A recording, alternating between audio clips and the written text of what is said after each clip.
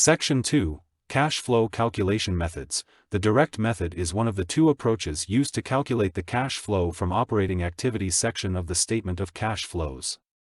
It provides a more detailed and straightforward view of the cash inflows and outflows directly related to a company's operating activities.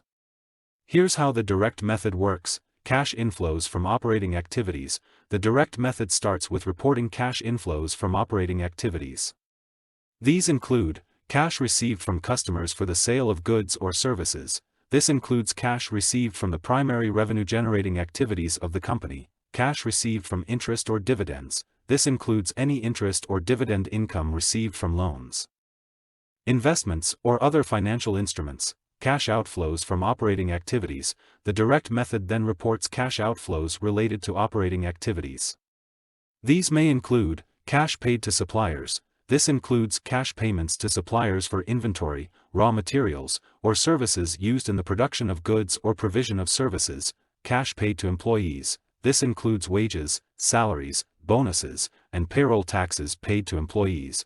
Cash paid for operating expenses. This includes cash payments for various operating expenses such as rent, utilities, insurance, advertising, and maintenance. Cash paid for taxes. This includes cash payments made for income taxes, sales taxes, property taxes, or any other taxes.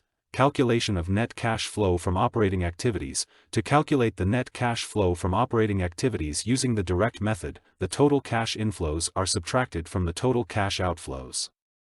The resulting figure represents the net cash flow from operating activities. The direct method provides a more transparent view of the cash flow generated from a company's core operations. However, it requires detailed cash receipts and payments data, which may not always be readily available. Therefore, many companies use the indirect method, which starts with net income and adjusts for non-cash items and changes in working capital to derive the cash flow from operating activities. It's worth noting that regardless of the method used, direct or indirect, the net cash flow from operating activities reported should be the same. The difference lies in the presentation and level of detail in the cash flow statement. When using the indirect method to calculate cash flow from operating activities, the process involves adjusting net income for non-cash items and changes in working capital. Here's a step-by-step analysis of this process. Start with net income. The starting point is the net income figure from the income statement. Net income represents the profit or loss generated by the company during a specific period, but it includes both cash and non-cash items. Add back non-cash expenses. Non-cash expenses, such as depreciation and amortization, are expenses that are deducted from revenue but do not involve actual cash outflows. These expenses need to be added back to net income because they do not affect the company's cash position. Other examples of non-cash expenses include provisions for bad debts or stock-based compensation. Deduct non-cash revenues. Similarly, non-cash revenues, such as gains from the sale of assets, are revenues that do not involve actual cash inflows. These revenues need to be deducted from net income because they do not affect the company's cash position. Adjust for changes in working capital. Working capital refers to the difference between current assets and current liabilities and represents the short-term financial position of a company.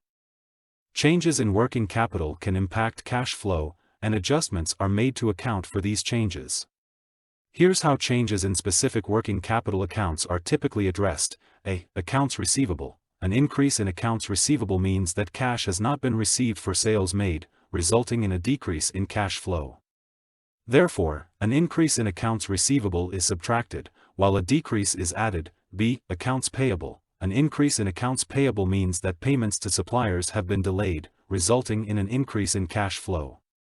Therefore, an increase in accounts payable is added, while a decrease is subtracted. C. Inventory. An increase in inventory means that cash has been used to purchase more inventory, resulting in a decrease in cash flow.